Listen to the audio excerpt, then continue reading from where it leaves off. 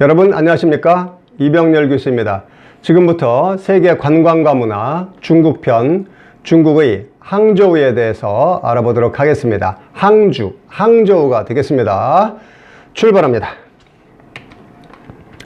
네, 자, 일정표 보이시죠, 여러분? 네, 지난 시간에 했던 이제 상해가 있었는데, 오늘 공부할 항주 또는 항저우라고도 부르는데요. 이 항저우는 상해, 항주, 소주와 가까이에 있는 그러한 도시가 되겠습니다. 그래서 일정표에 보시면 상해, 항주, 소주, 4일 이렇게 되어 있죠. 그래서 한 지역만 가는 것도 물론 가능하지만 여행사의 패키지 상품 기준으로 보면 3개의 지역을 묶는 그런 상품들을 많이 볼 수 있습니다. 네, 항저우가 되겠습니다. 네, 자, 항주. 제가 항주 또는 항저우라고 부르는데요. 한자로 쓰고 우리말로 부르면 항주 이렇게 읽습니다. 네. 자, 그리고 중국 표현으로 하면 항저우에 가깝죠. 항저우에 가깝습니다. 네. 자, 내용을 보시면 항주는 상해, 우리 지난 시간에 공부했죠. 상하이로부터 남서쪽으로 60km 지점에 위치해 있다라는 겁니다. 네. 그 지도상에서 보시면, 자, 지도 한번 다시 볼게요, 여러분. 그 북경, 그렇죠. 중국의 수도이죠. 중국의 수도, 북경이 있고요. 그 아래쪽으로 보시면 여러 개의 도시가 이렇게 가까이에 있는 걸 볼 수가 있습니다. 그래서 상해, 항주, 소주, 그리고 그 밑에 쪽으로 황산 이렇게 있는데요.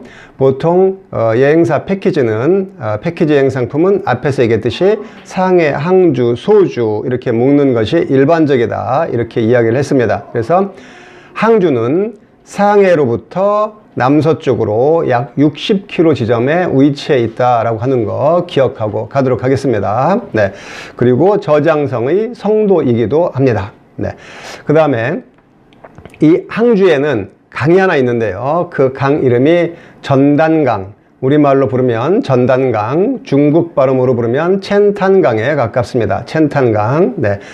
델타 지역에 자리 잡고 있어서 강을 끼고 있는 풍수가 아름답다라는 거죠. 그래서 풍광이 뛰어난 도시 모습을 하고 있습니다. 네.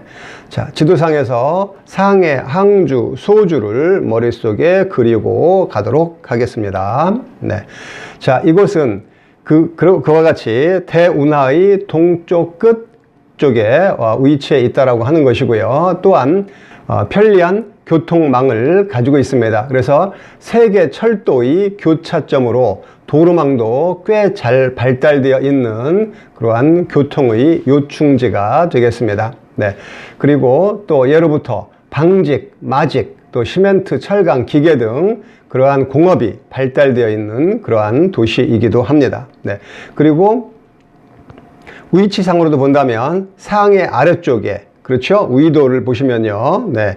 그래서 우리나라 지도와 한번 비교를 해 보겠습니다. 우리나라 지도하고 비교해 보시면 제주도에서도 한참 더 밑으로 내려가죠. 그렇죠? 그래서 위도가 제주도보다도 한참 더 아래쪽에 있다고 하는 겁니다. 따라서 기후적인 측면에서도 보면 좀 따뜻한, 온화한 그러한 기후 조건을 갖고 있다고 하는 것을 짐작할 수 있겠죠, 여러분. 네. 자, 그래서 기후를 보시면 사계절이 뚜렷한 습한 아열대 기후를 가지고 있습니다. 네. 그리고 연평균 기온이 16도 정도. 그렇다고 한다면 사람이 살기에는 꽤 좋은 기후 조건을 갖고 있는 거 아니겠습니까? 또 농사 짓기도 좋겠고요. 네. 네. 자, 그리고 또한 이쪽은 따뜻한 기후, 이와 같이 따뜻한 기후와 함께 강수량이 풍부해서 예로부터 용정차를 비롯하여 녹차의 재배지로도 유명한 그러한 도시가 되겠습니다. 항주입니다, 여러분. 항주. 예, 차 재배로도 유명한 항주가 되겠습니다. 네, 자, 항주의 첫 번째 관광지 보도록 하죠. 네, 그래서 이 항주는 상해하고는 다르게 좀 지방도시의 성격이 좀 더 강하죠. 네, 그래서 도시의 어떤 화려함 이런 것보다는 지방 소도시의 모습을 볼 수 있는 곳, 그리고 중국의 자연 경관을 느낄 수 있는 그러한 관광지의 개념이다 라고 이해하시면 되겠습니다. 자, 항주에서의 첫 번째 관광지 서호입니다. 서호. 네, 호수입니다. 호수 관광지죠. 네. 자, 서호인데요. 항저우시 서쪽에 위치하고 있다 해서 서호라는 이름이 붙여지게 됩니다. 네.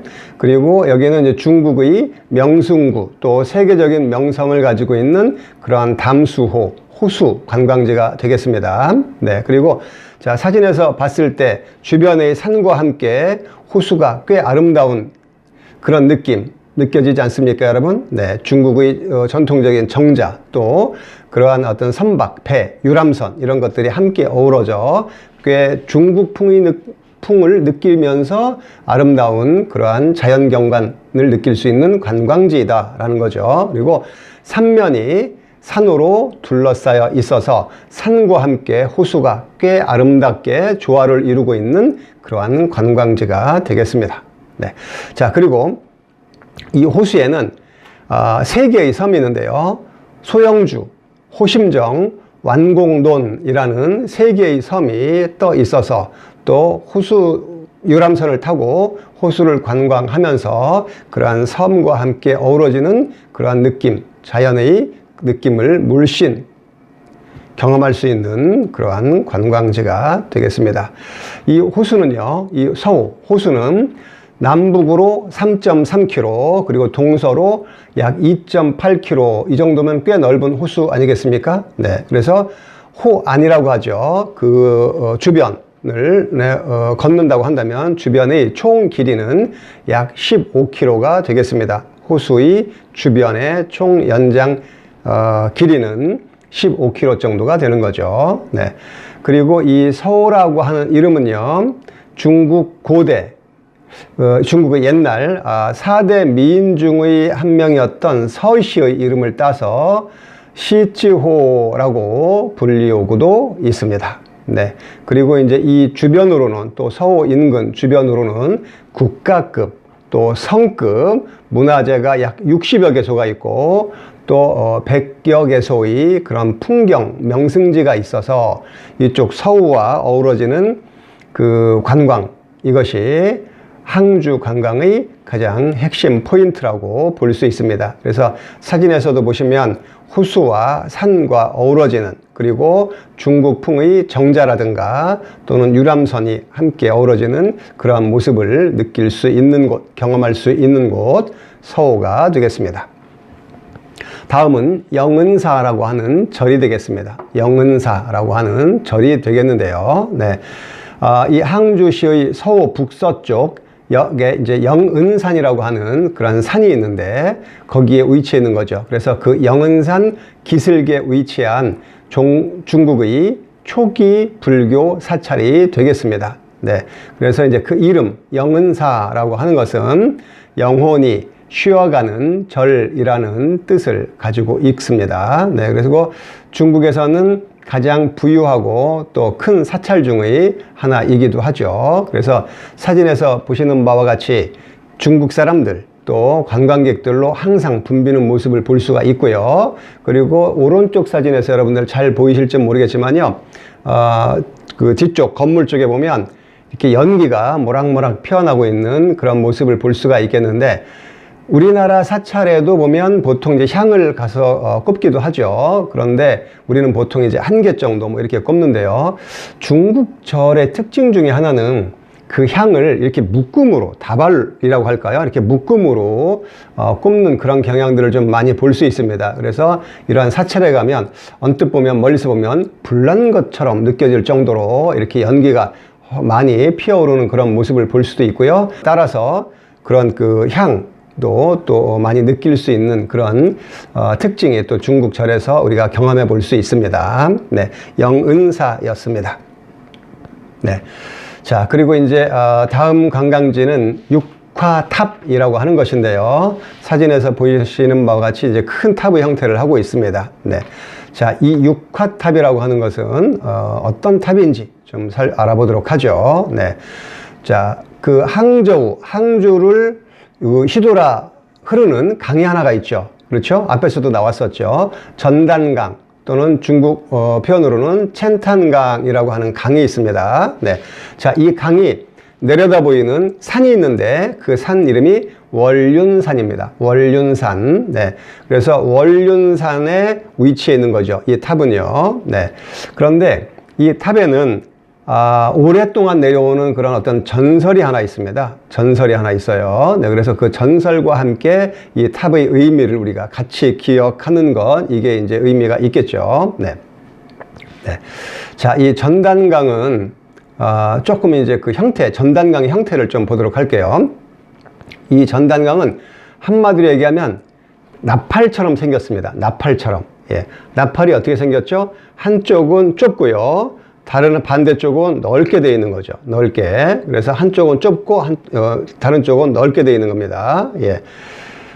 그래서 항주만에서 흘러드는 하구 근처는 100km, 바닷가 쪽으로는요, 바다 가까운 쪽으로는 100km에 달하는 넓은 강의 너비를 갖고 있다는 거죠. 예.